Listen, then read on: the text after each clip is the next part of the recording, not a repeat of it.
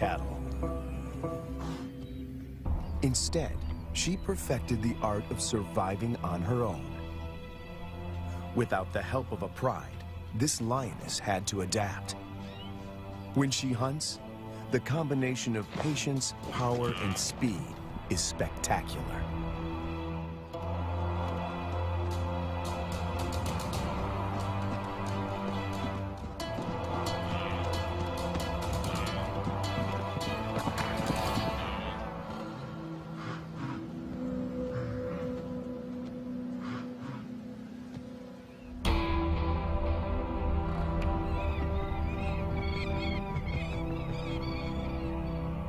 This female is about 6 years old when she steps into the viewfinder of Herbert Brouwer, a wildlife cameraman.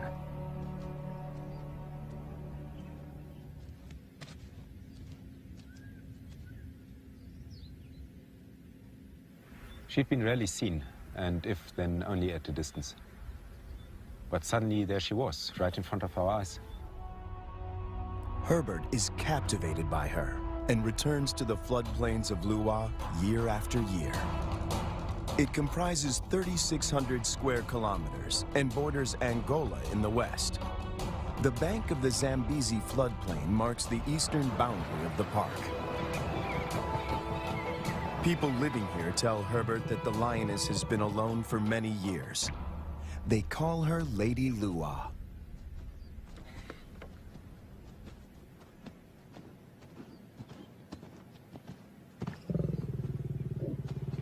When she rolls for him, a bond develops between them that will have far-reaching consequences. There was one thing, though, that she could not overcome, and that was her isolation. It took me 3 years of filming here on the plains, though, to understand how lonely she really was. At night, she follows Herbert into his camp.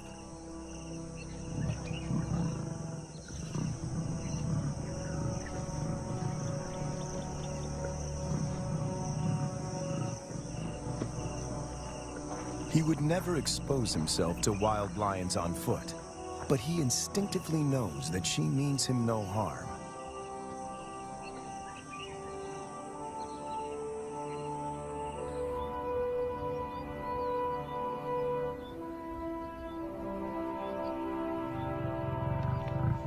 It is true that female lions can survive on their own, but they only thrive as members in a pride.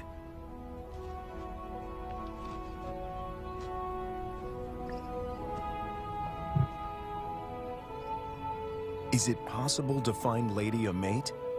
And could they produce cubs and form a new pride? These are the burning questions facing Herbert and experts at African parks.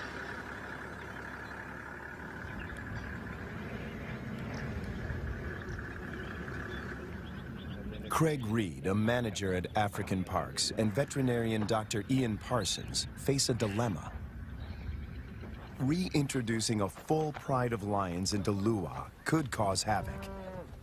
If one cow is killed or one person attacked, the local population would be up in arms. If they find her a mate, she will hopefully teach him and their cubs to stay away from cattle and people. The project is even more viable if she can transfer her impressive hunting skills. It takes 4 years of detailed planning to get the project off the ground. Lady is now collared to keep track of her movement. The average age of a lion in the wild is 16. She has about 6 years to produce a litter.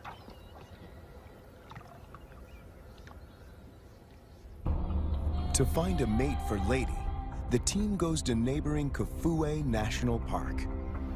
Audio recordings of lionesses lure the males.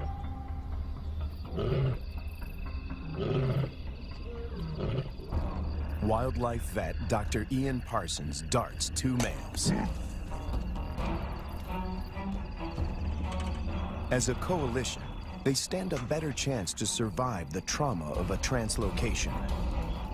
The big question on everyone's mind is whether these two males will bond with Lady. If they do bond with her, she might be able to teach them how to keep a low profile and avoid the villages.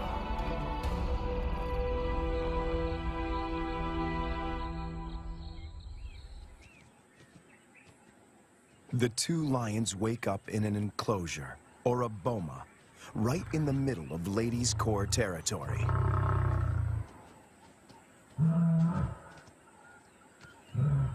One of the males is 3 years old, the other a bit younger. Lady is almost 8 years their senior. The age gap is intentional. Older lions might not submit to Lady's authority. Hopefully, these youngsters will.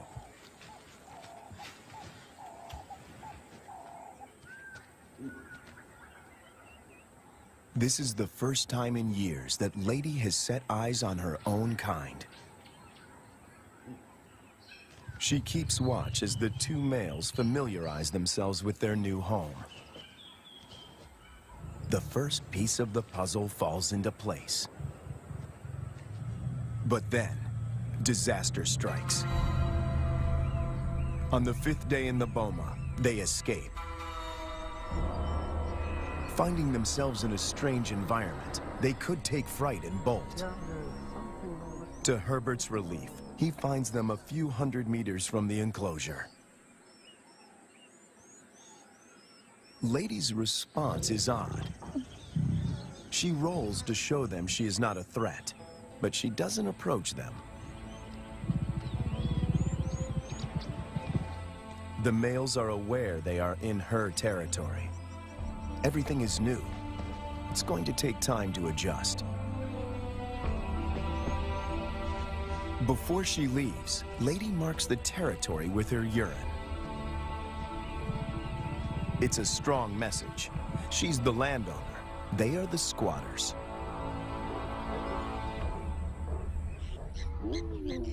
And then she leaves them. The presence of two new lions in Lua has a huge impact on the local residents. It's not only villagers that are now at risk. The arrival of the two lions jeopardizes the hyena's position of power.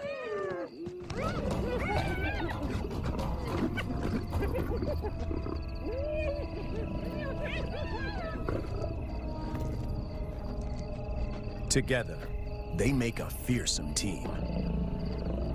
Only the younger of the two wears a collar, as they are almost never apart. The acid test is to see whether they will mate with Lady or leave her to seek other females. It's a precarious start, but the journey has begun.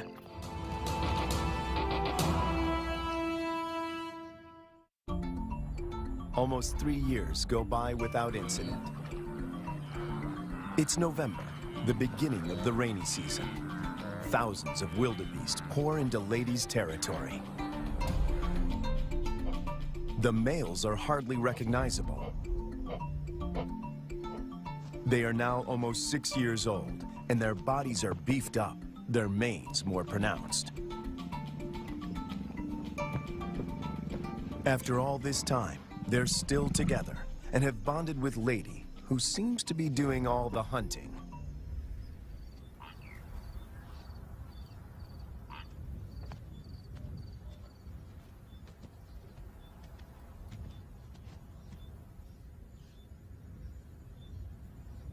She targets wildebeest, almost twice her size.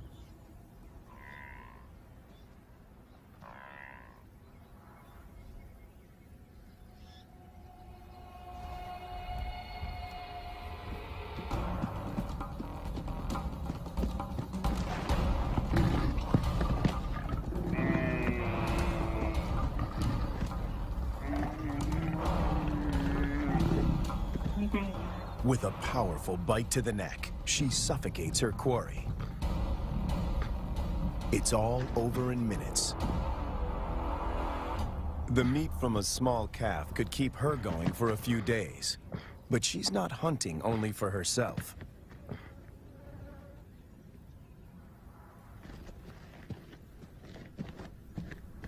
As the most experienced hunter in this trio, she is happy to share her kill.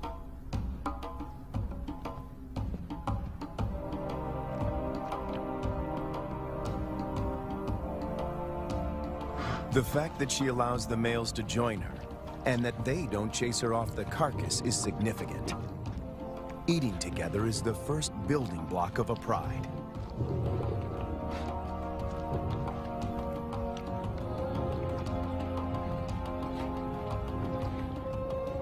Her reward is companionship.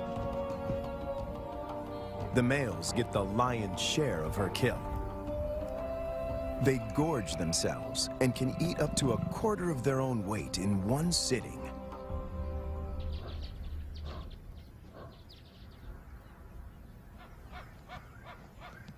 For the first time, Herbert sees the two males compete.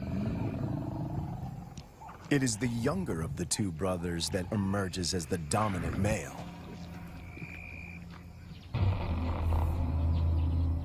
He's the one that follows her when she's in estrus.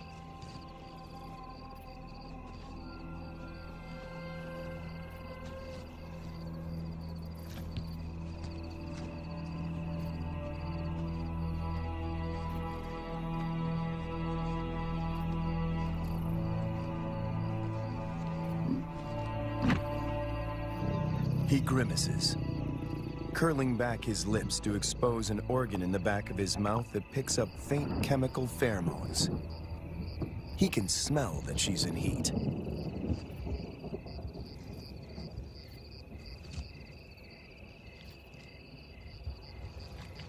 It's the dance Herbert has been waiting to film for years. The brother watches from the sidelines. Lady stays receptive for several days and copulates frequently. Both males stick to her like glue. They won't fight over her. As members of the same coalition, they come to a gentleman's agreement. If the dominant brother tires, the other might get a chance to mate as well. Now she rolls, not to greet Herbert, but in submission.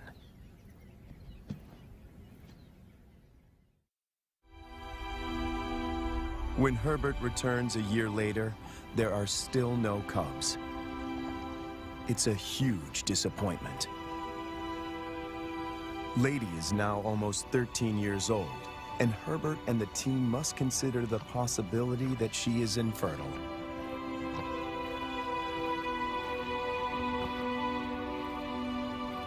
If that's the case, the males might leave her and start roaming, looking for other females to propagate their bloodline. And that will bring them in direct contact with villagers.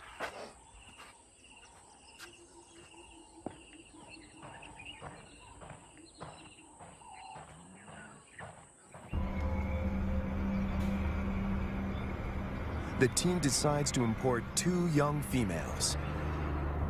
And that takes them back to Kafue.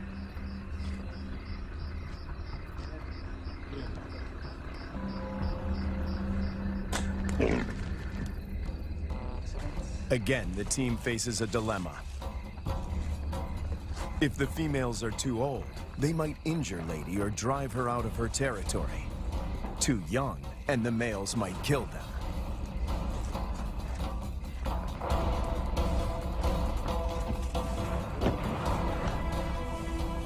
Dr. Ian Parsons oversees the translocation.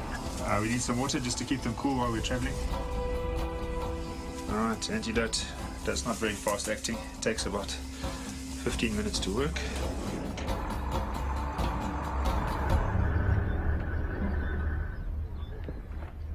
Tranquilized and blindfolded, the 2 females begin their journey to Lua. Their arrival is coated in irony. The tribe settled here more than 100 years ago on the orders of the first king to protect the wildlife.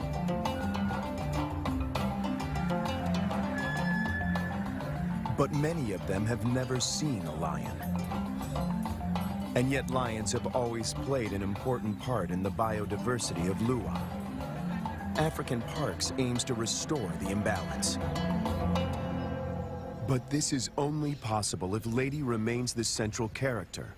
She has to teach the new arrivals the lay of the land, and teach them to keep away from villages.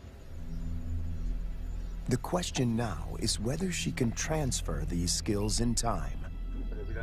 The two lionesses are collared with radio transmitters before being released into the enclosure.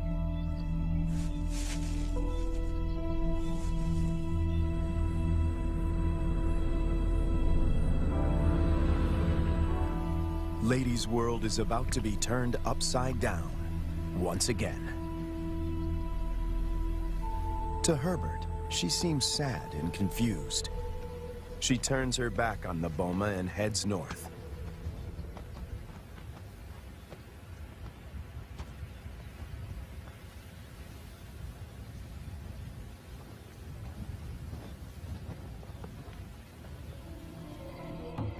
The males, on the other hand, are very interested.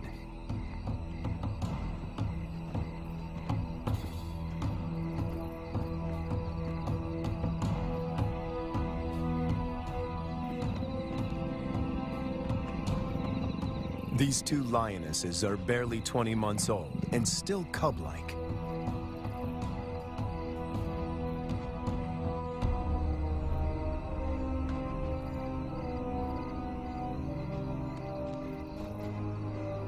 Male lions are known to kill cubs they haven't sired. No one knows how this will play out.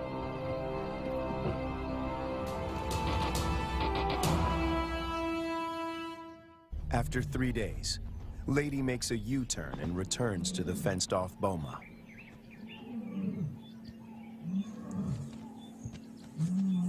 The two young females respond to her calls.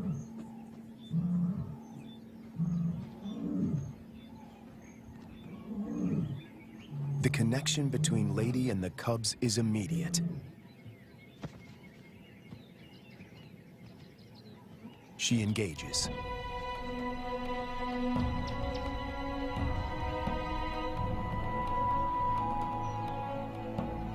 Cats are vulnerable when they expose their undersides. When they roll, they express submissiveness.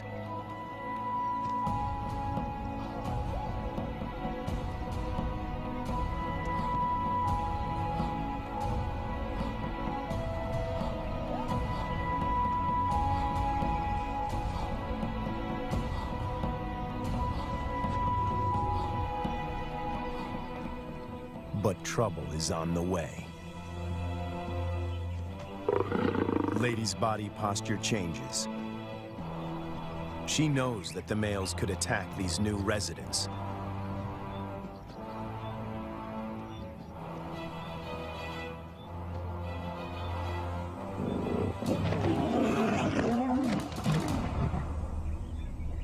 Ears back, every muscle contracted. She puts the males in their place.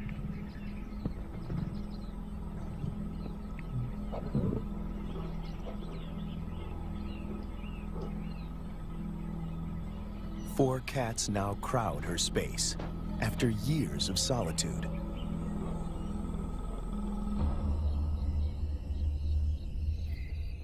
When the males were in the boma, Lady disappeared for days.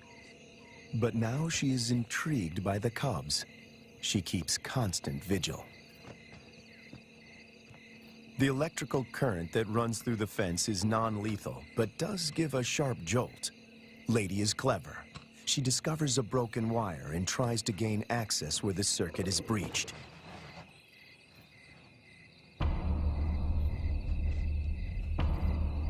The males are perturbed by the new arrivals. But before they get any ideas, Lady asserts herself. The balance of power might have shifted, but she's still in control.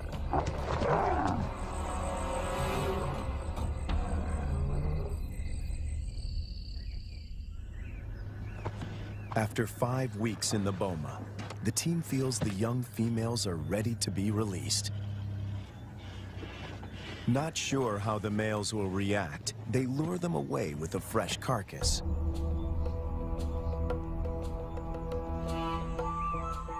The young cubs have also not been fed for a couple of days.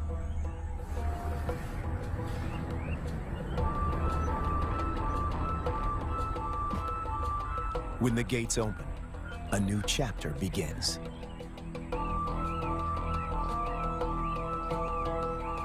Lady is first on the scene.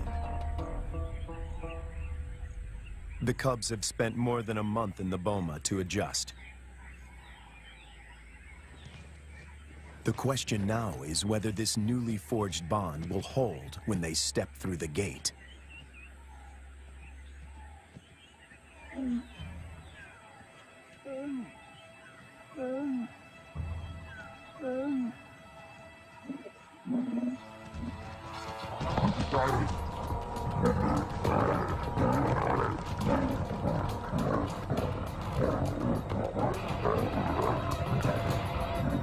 The first encounter turns into a cat fight. But it is more show than anything else. If Lady wants to kill these cubs, she can do so in the blink of an eye.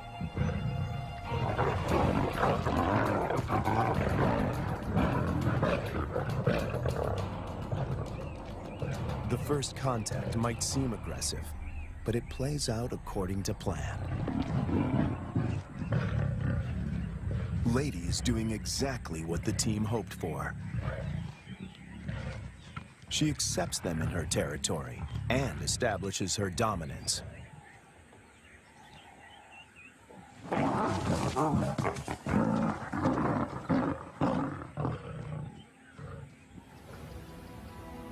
The landscape of Lua now looks very different from the days when Lady followed Herbert to his camp. Now 2 young and subdued females follow her. But Lady is not used to having an entourage. She's not at all familiar with the dynamics of a pride.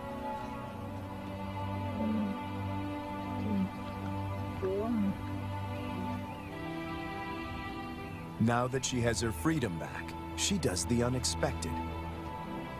She abandons them.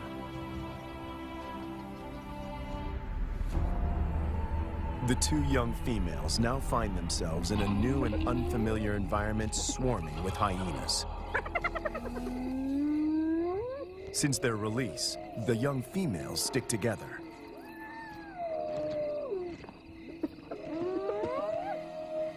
But their lives are in real jeopardy.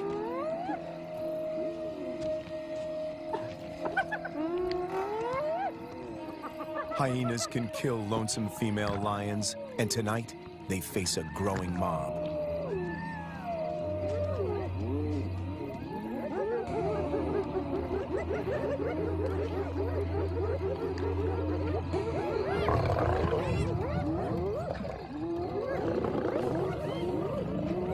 In no time, the newcomers are surrounded by a hungry and ferocious clan.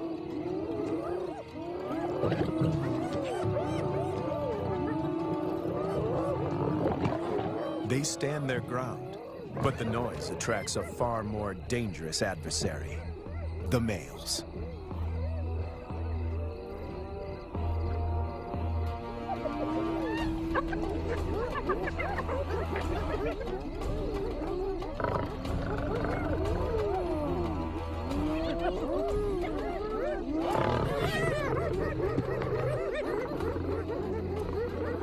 The 2 brothers have finally tracked down the youngsters in the wild, and Lady is nowhere in sight to protect them.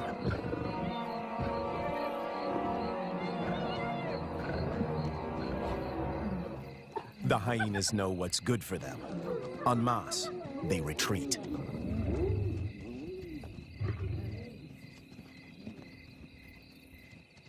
This is their first encounter with the males outside the boma. Anything can happen. The brown-collared female is first to bolt. The white collar is cornered before she can escape.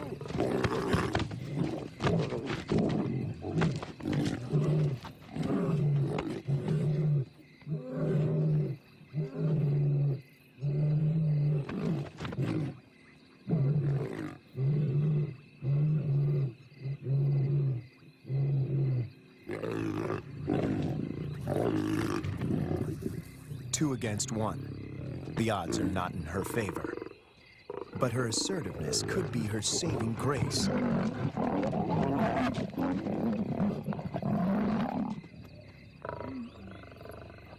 At the right moment, she crouches in submission.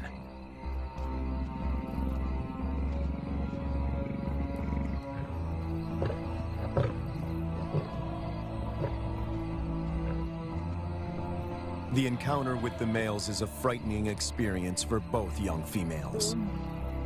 They split up. Separated, they are now more vulnerable. Danger looms for both of them.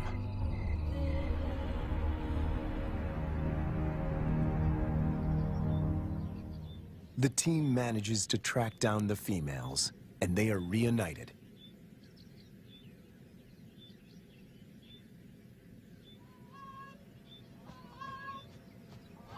It takes months before they settle down. But little does Herbert know that he is filming them for the last time.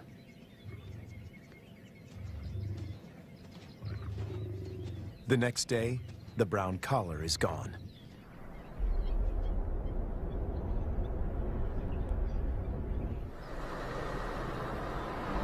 Craig Hay heads up one of the search parties. All eyes are now on finding the brown-collared female. Some of the farmers have seen her in the vicinity. Her life is in real danger. Poaching is rife here. And then, their worst fears are confirmed. It's an air. A faint radio signal comes from a pond.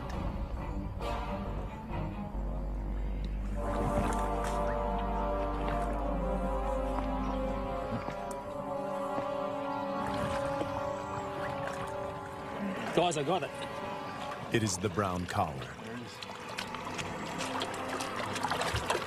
It's been cut. Yes, been cut with a sharp knife. It's a definite cut.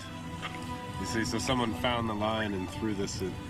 Or killed the lion. Killed the lion and threw this in. The mood is one of despair.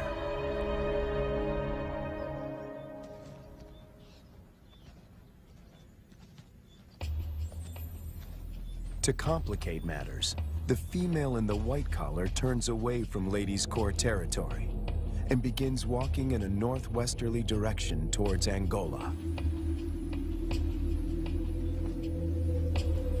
Even if she survives, in time, she will outgrow the collar and suffocate.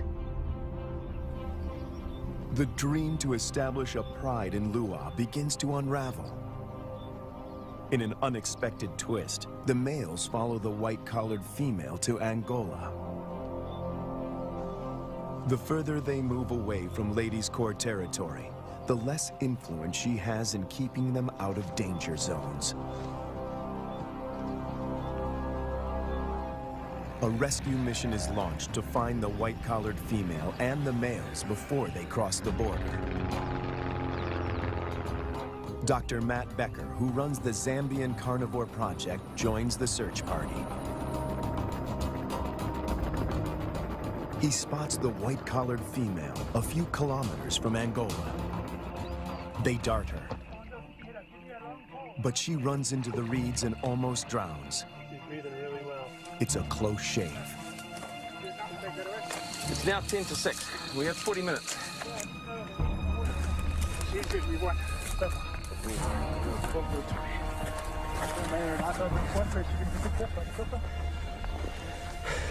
Let's make sure it doesn't have their nose. It's going to be windy. The rescue mission is tricky. The small helicopter can barely lift her, and the ground team must help before the pilot manages to get his precious cargo airborne.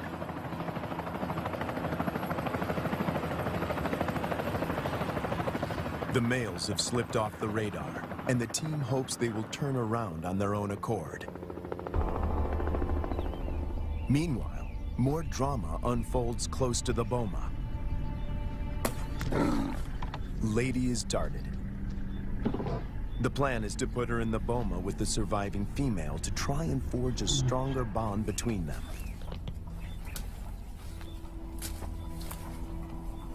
It is the most difficult decision the team has had to make until now. Lady has never been deprived of her freedom.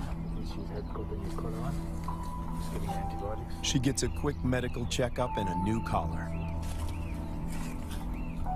The young female, tranquilized, is already in the boma.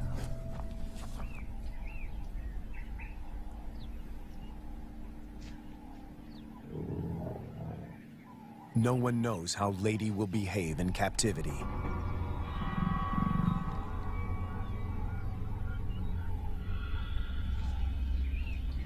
Locked up and frustrated, she could turn violent and kill the youngster. A power struggle is inevitable.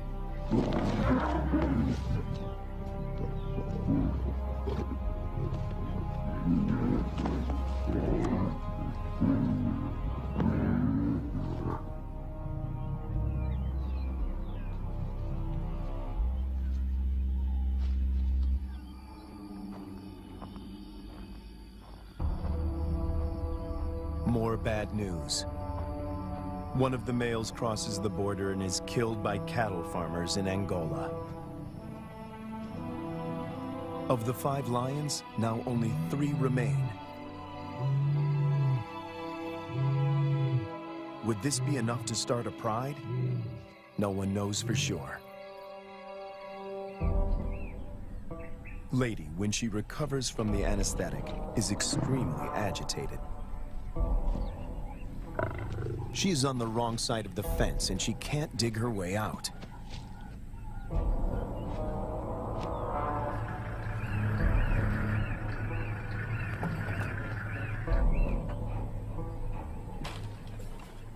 The young female, on the other hand, is familiar with the enclosure.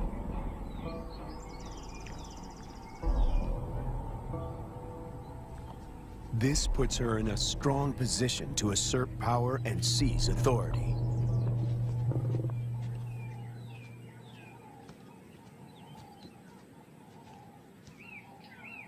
Clearly upset, Lady seeks refuge in a tree.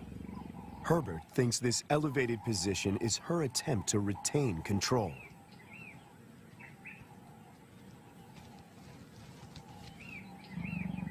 Hunger eventually tempts her down.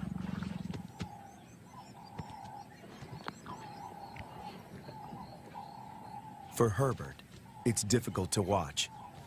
This is a situation which I never thought would happen, is that Lady would need to be put into the boma. Now, she's been roaming free for all her life, which is probably about 13 years, 14 years, and now she needs to be locked away. It's good, Lady. The tree becomes a central prop in this battle of wits between these 2 cats.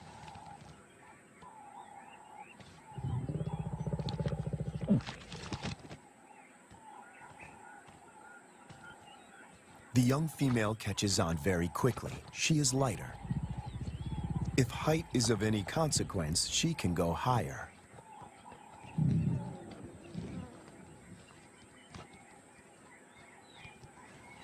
From her elevated position, the young female spots the surviving lion. He is just returning from Angola, alone. It seems as if every breakthrough in this project is shadowed by a new set of problems. The 2 brothers formed a strong coalition. They made this territory their own and for 4 years managed to stay out of trouble with the villagers. The hope of establishing a new generation of lions now resides with the survivor.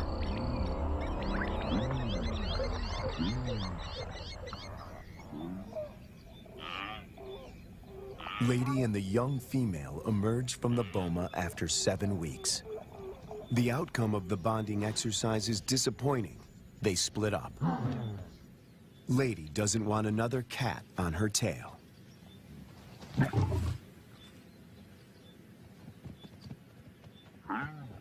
But the time in the boma did benefit the young female. It gave her time to mature. She doesn't see the male as a threat anymore.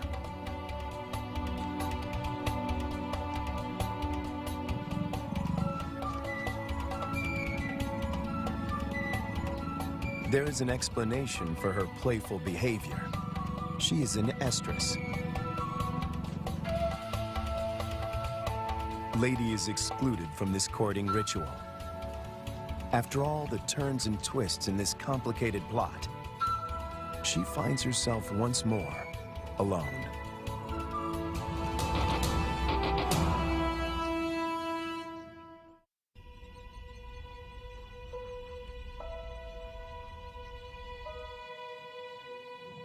After hunting alone, the young lioness returns to the male.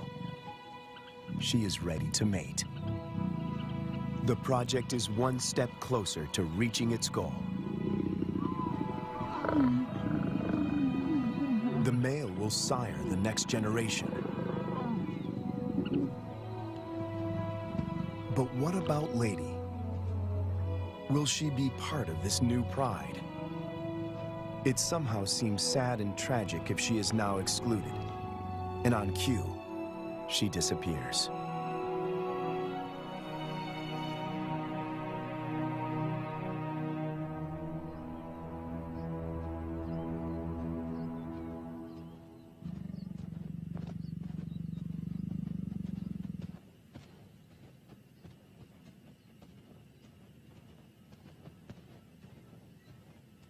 The male now follows the young female when she hunts.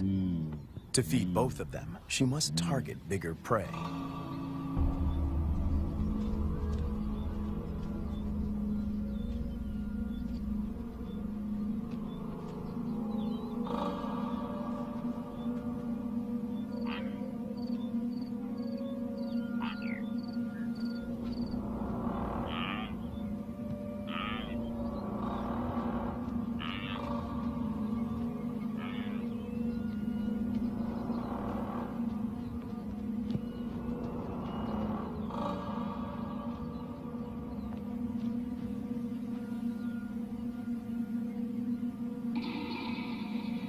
The male is not helpful. His overeagerness spoils the hunt.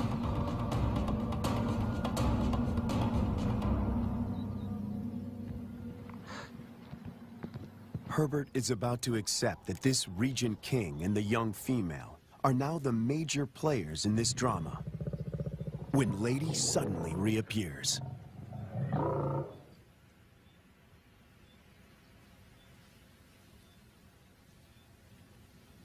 The young female watches the reunion from a distance.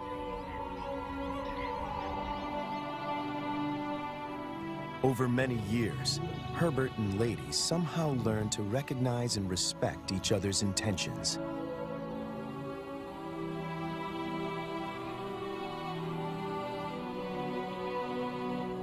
When she looks at him now, he feels he can almost hear her asking, "Is this what you wanted?" In the presence of the male, Lady lies down with the young female. This is what a pride looks like.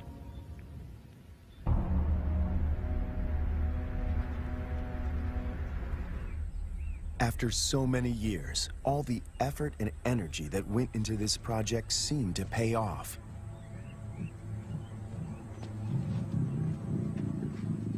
The young female frequently mates with the lion in Lady's presence.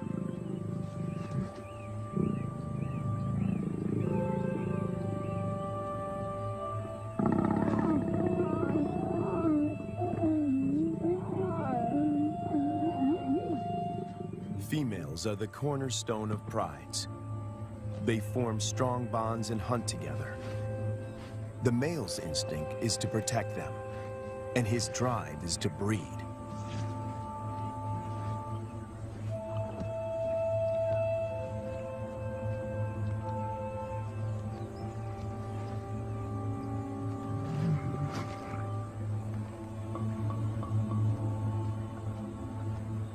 But a female in estrus that leads to mating is not a guarantee that this new pride is stable and secure.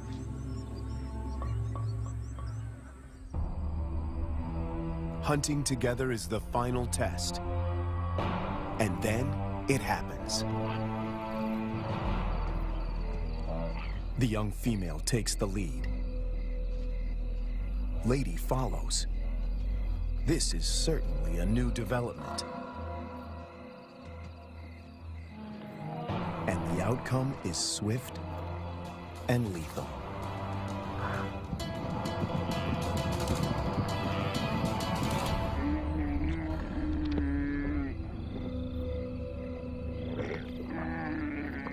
In all his years at Lua, this is the first time that Herbert films Lady not hunting on her own.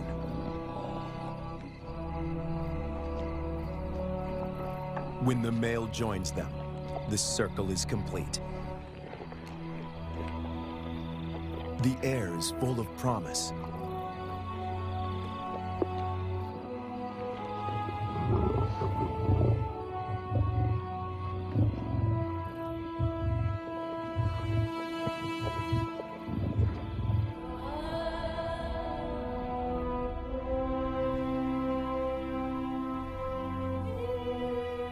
Lady remains the central force and protector of this new pride. She may not give birth to the next Lion King, but she will make sure that he has a king.